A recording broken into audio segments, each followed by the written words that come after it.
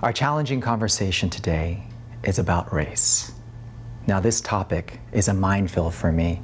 It's a minefield for us because race has become so politicized, so polarized that even the mere mention of the word is enough to trigger an amygdala hijack. For those of you who join us regularly, you may remember that an amygdala hijack is a biological response to danger, and race is a dangerous topic for many of us. It evokes strong emotions that interfere with our ability to think clearly or listen well. And that's why there's so few healthy conversations about race. So then some of you may be wondering, then why are we having this conversation at all?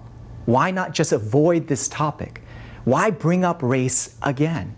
I mean, slavery ended over 150 years ago. Legalized segregation ended over 50 years ago. Why? Many of us weren't even alive during those times. So why bring up these painful memories from our nation's past when they're just going to cause more division? It's a good question. But you may remember from 2 weeks ago that these challenging conversations don't just go away because we ignore them. In fact, holding on to a challenging conversation is a lot like holding on to a live grenade.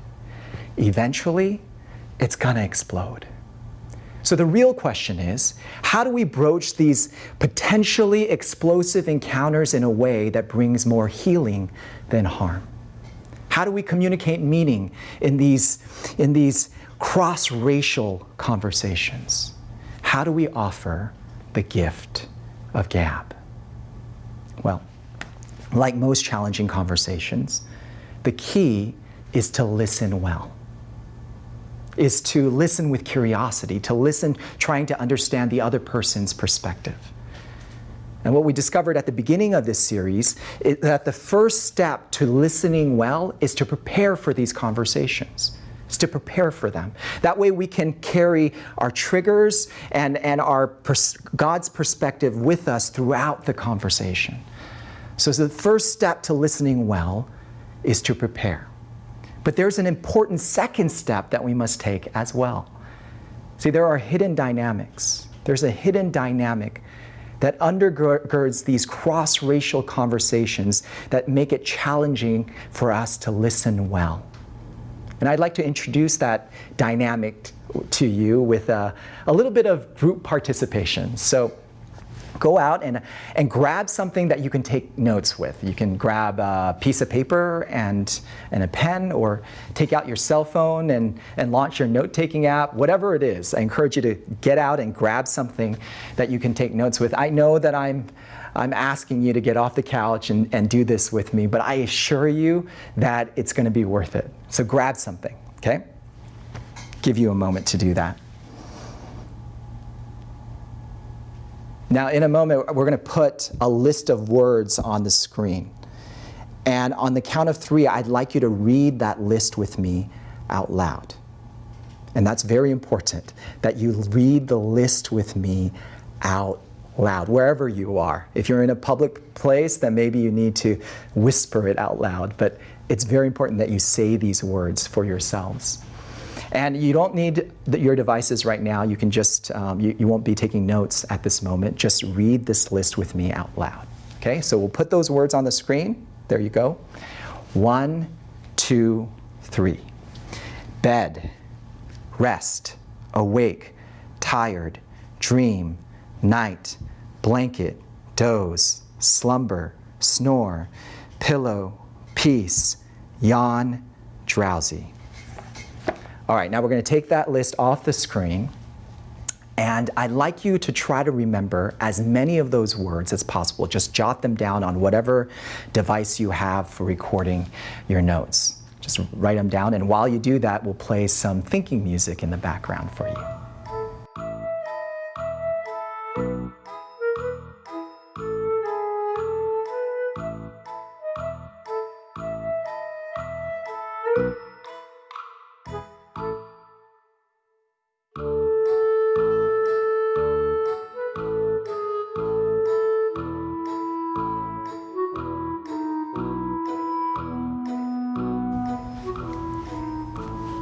Are you done?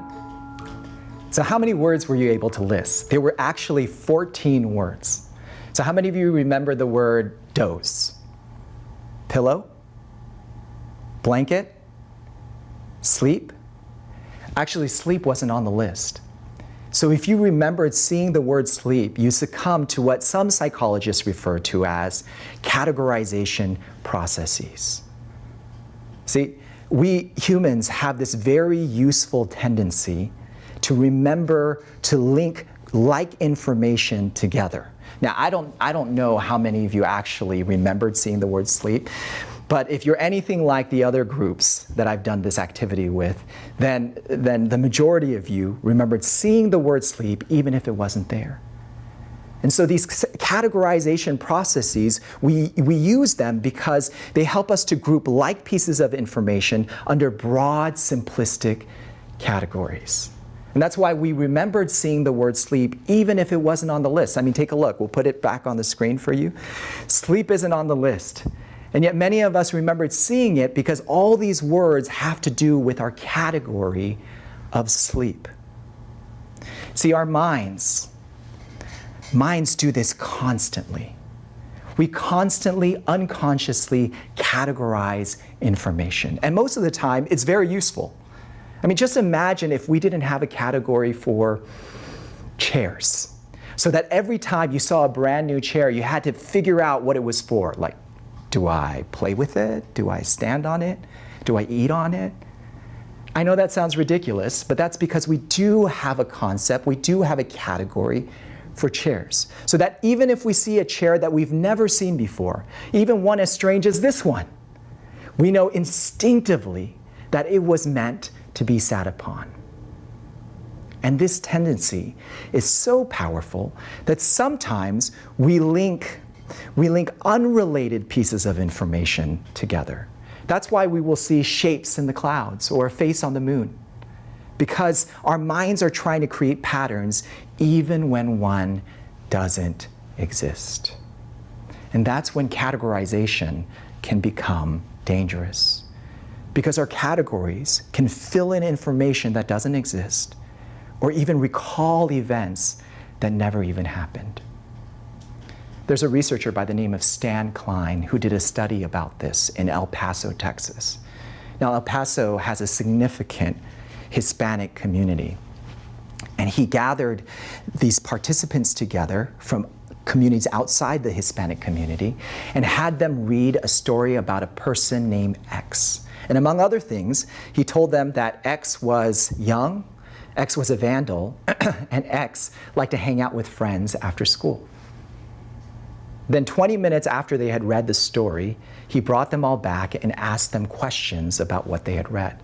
Started by asking them if X was a vandal. And the vast majority of them, 86% of them, remembered that yes, X was a vandal.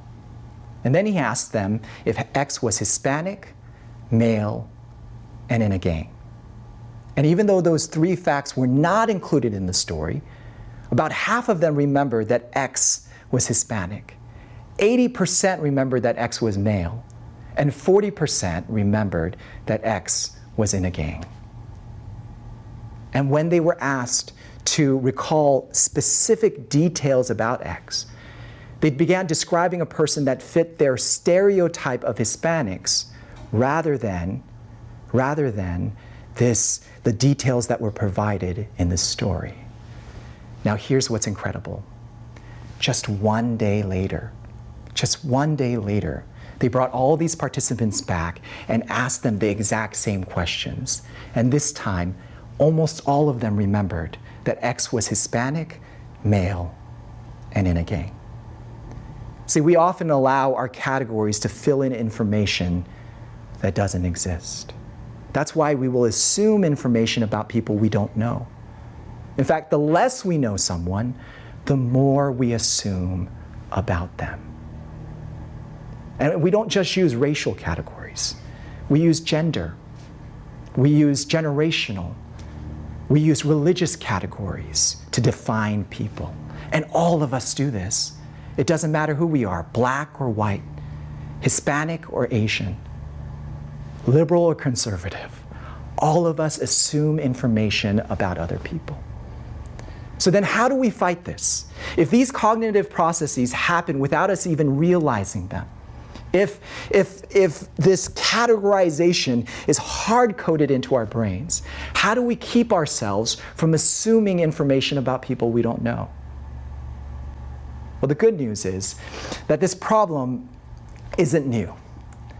Jesus dealt with this all the time when he was on earth. In fact, one of his most famous parables refers to the human tendency to categorize other people.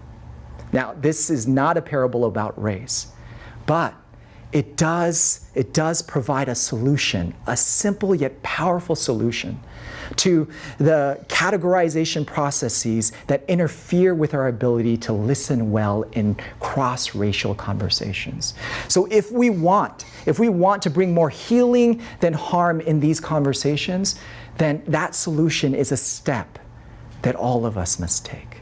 And it's found in Luke chapter 10, starting with verse 25. So if you have your Bibles, I encourage you to open them up, turn them on, flip over to Luke chapter 10, starting with verse 25. Now, this parable starts in verse 30, but we're told why this parable was told by Jesus in verses 25 through 29. And that setup is crucial to understanding what Jesus is saying. So let's dive into verse 25. And behold, a lawyer stood up to put him to the test, saying, "Teacher, what shall I do to inherit eternal life?" Now, this man's intentions are clear. He's not there to learn from Jesus. He's there to lure Jesus into a trap. That's why it says that he was there to test his knowledge.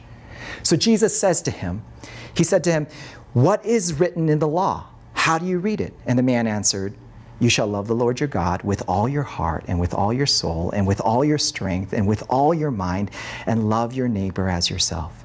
He's basically showing off his knowledge, right? And so Jesus replies, "You've answered correctly. Do this and you will live." Now here's where it gets real. But he, desiring to justify himself, said to Jesus, "And who is my neighbor?" And that was a loaded question. That was a loaded question. See, among the Jews, the question, "Who is my neighbor?" elicited constant debate. See, most Jews agreed that pagans like the Romans were not their neighbors, and those imposter Samaritans were definitely out. But even among the Jews, there were several different groups. There were the Sadducees, who put primary importance on the temple. There were the Pharisees, who emphasized personal purity. There were the Essenes, who felt like the world was so corrupt that the only way that they could follow God was to remove themselves from society. Then there were the sinners like the prostitutes, the compromisers like the tax collectors, and the violent rebels like the zealots. And all of these groups looked upon each other with suspicion. They allowed their categories to divide them. And that's why, according to Jewish historians, this period was one of the most divided in Jewish history. And so this question, "Who is my neighbor?" was a very important one for them because it told them who God wanted them to love. So they're asking, God, Jesus, who are the outsiders and who are the insiders? Who are the holy ones and who are the hell-bound ones? And that answer was very controversial. And that's why this religious expert asked Jesus this question, because he wants to pigeonhole him into a category. He wants to know, Jesus, are you a leftist Sadducee or a rightist Pharisee? Who are you? And who is your neighbor? But Jesus, he refuses to be drawn into this controversy. He refuses to be placed inside a box. And in a very Jesus way, he responds to this question with a story. And through this story, he reveals the solution for the categorization processes that make it difficult for us to listen well in cross-racial conversations. Take a look. It's in verse 30. Now, this parable is all about shattering. It's all about shattering our stereotypes. And that's why every character in this story behaves exactly opposite as the Jewish original audience would have expected them to behave. Take a look. Verse 30. Jesus replied, "A man was going down from Jerusalem to Jericho, and he fell among the robbers, who stripped him and beat him and departed, leaving him half dead." So Jesus sets up this scenario. It was a common one, because this journey from Jerusalem to Jericho was notoriously dangerous. So this kind of thing happened all the time. And so this man is lying, beaten and dying on the side of the road, and then, now by chance, a priest was going down the road. Now, a priest was a very highly respected member of the Jewish community. I know as Christians, sometimes we think of these Jewish priests as the enemy. But his original audience, Jesus' original audience, wouldn't have thought of them as that way. If there was anybody that would help a dying man on the side of the road, it would have been a priest. And yet, see what happens. "And when he saw him, he passed by on the other side." I mean, he doesn't even hesitate. He goes as far away from this man as he can. As far away. And that would have blown their minds, because that's not how they would have expected a priest to behave. And then this happens, 32. "So likewise, a Levite, when he came to the place and saw him, passed by on the other side." Now, a Levite's not quite a priest, but he did help out in the temple. He took care of the scrolls. He took care of people who came to the temple. It's kind of like deacons, what deacons do now. So again, this is a type of person that you would expect to stop to help a Jewish man in need.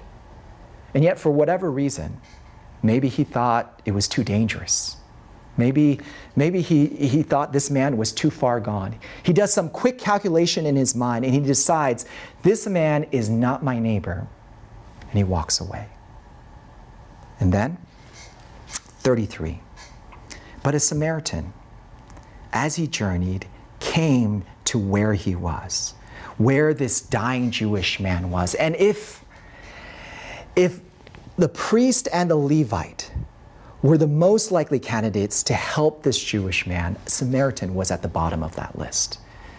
See, Jews and Samaritans hated each other. Hatred is not too strong of a word. There was a long-standing history of Jews and Samaritans abusing and killing one another. So if there were any person that would leave a dying Jewish man on the side of the road, it would have been a Samaritan man. And yet, the Bible continues, "And when he saw him," when the Samaritan saw this Jewish man, he had compassion. It says that he had compassion on this man, that his heart went out to a man that all of society told him that he should hate. And he does for this man what this man probably wouldn't do for him if the roles were reversed.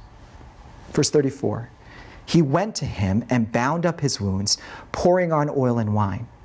And then he set him on his own animal and brought him to an inn to take care of him." He doesn't just dump him off at the inn. That's more than most people would have expected. But he doesn't even just do that. He stays and he cares for this man. And when it's time for him to leave, verse 35, "The next day he took out 2 denarii and gave them to the innkeeper, saying, 'Take care of him, and whatever more you spend, I will repay you when I come back.'" He uses his own money. He uses his own money to pay for this man's care. See, this Samaritan could have allowed his categories to define his decision-making, but instead, he allows his compassion to override his categories. And after shattering all of their simplistic categories of how these people will behave, Jesus asks this very important question. He asks, "Which of these 3 do you think proved to be a neighbor to the man who fell among the robbers?" So who was truly this man's neighbor? Was it the priest? Was it the priest who shared a similar religion? Was it the Levite who shared a similar background and culture?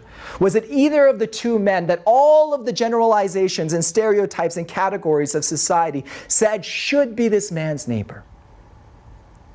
And this expert in the law replies, verse 37, the one who showed him mercy. In other words, the Samaritan who went out of his way to care for this Jewish man. The Samaritan man who allowed his compassion to override his categories.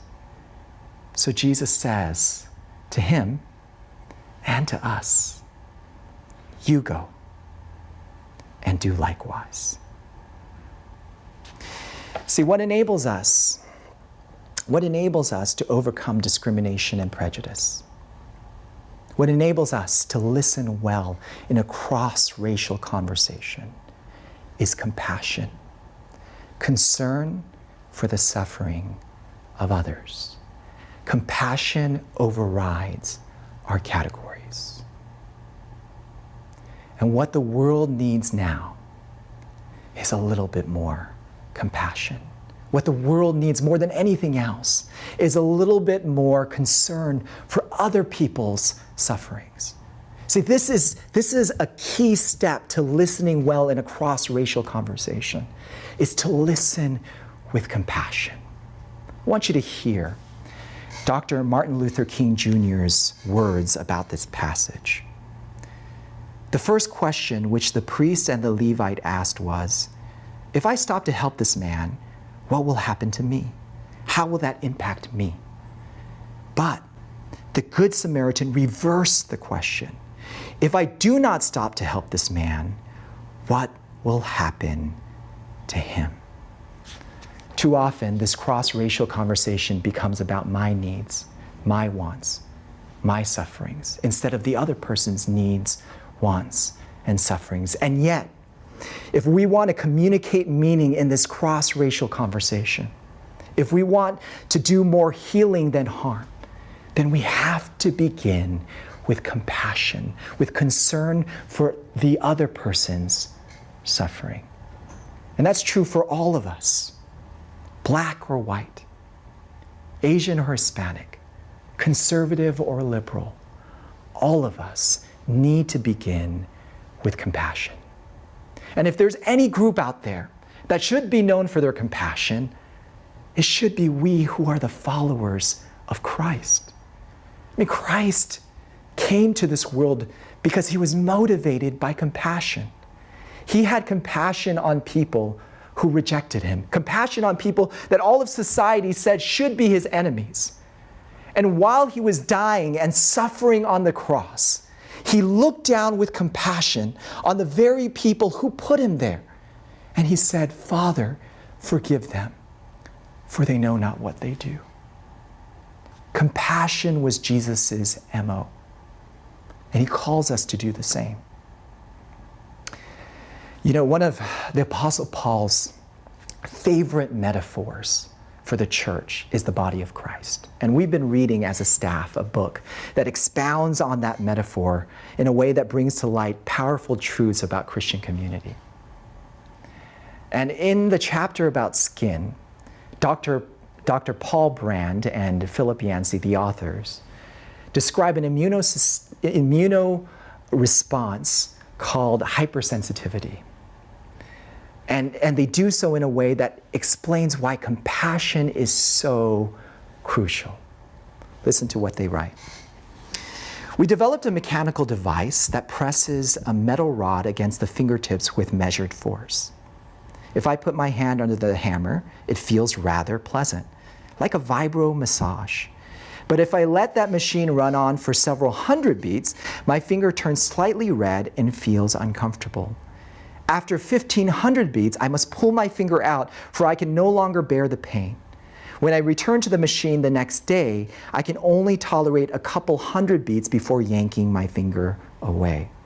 So what was painless and maybe even a little pleasant initially becomes painful after repeated beats, because the body can only take so much stress before it becomes inflamed and hypersensitive. And according to Dr. Brand, this immune system response is the body's way of protecting its most vulnerable parts. See, the body turns up the volume on our pain so we know to give that part a chance to heal. Now, I've experienced hypersensitivity myself while playing tennis. Initially, I used incorrect form while doing my forehand, and I injured my wrist. So now, whenever I accidentally revert to bad form, I feel pain. My body tells me stop. See, pain is my body's way of telling me that I need to give that part a chance to heal. And I ignore that pain at my own peril. But hypersensitivity is not just a physiological condition, it can be a psychological one as well. This is how the authors describe it. At times, all of us experience a psychological form of hypersensitivity. An accumulation of small stresses builds up: overdue bills, work pressures, house repairs, irritating habits of family members while staying together under COVID in the same house over and over again. And suddenly, every minor frustration hits like a sledgehammer. Has that ever happened to you before, where you feel so overwhelmed? It doesn't matter how small the irritation is, it's just too much. Pain, whether physical or emotional, works precisely because it is loud and insistent. Otherwise, we would ignore it. Hypersensitivity alerts the body to skin's urgent need of relief from stress. Likewise, emotional hypersensitivity in one member can alert the larger community to the need for respite or outside care. So let me give you an example of how emotional hypersensitivity could work. Let's just say for a moment that when I sleep, I have a tendency to snore. This may or may not be fake news, but let's just, for the sake of argument, hypothetically say that when I sleep, I sound like a buzzsaw cutting through hardwood lumber. If that were the case, my wife would have a difficult time sleeping next to me. But because my wife is so loving and so kind, she'd probably say, the first time this happened, she'd probably say to herself, you know, I love him so much. It was hard to sleep, but I'd rather sleep with his snoring than sleep without him. But if this snoring kept up, if it kept up night after sleepless night, eventually she would be pushed to the breaking point. Eventually she would get to the place where she would have to express her pain to me. She'd probably say something like, honey, I love you, but your snoring is driving me crazy. And she would repeat that message until something relieved her stressor. Now that message is not an easy one for me to receive because there's not much I could do about my snoring. And the things that I could do involve a lot of work and inconvenience for me. And so if she kept on repeating that message over and over again, I might respond with something like, honey, why are you bringing that up again? Why are you playing the snoring card again? Don't I take such good care of you? Don't I take such good care of the kids? Don't I bring home the veggie bacon every night? And it's not like you're always that easy to sleep next to. I mean, you do smell like roses when you perspire, but have you ever tried to sleep in a rose bush? Super distracting. So if you're having a hard time sleeping, then just put in earplugs. But don't bring this up again. I'm sick and tired of hearing about it. I could say that, but I don't, because I love my wife. And if I said that, I'd probably be sleeping on the couch that night. See, my snoring is easier for me to ignore than it is for her to ignore, because the status quo works to my favor. See, if we had this conversation about my snoring, I'd probably have to make changes that made my life more difficult. So I'm faced with a choice. Do I choose compassion? Do I choose concern for my wife's suffering? Or do I focus on my own? We are faced with that exact same choice every time we enter into a cross-racial conversation. We face the same choice as the Good Samaritan.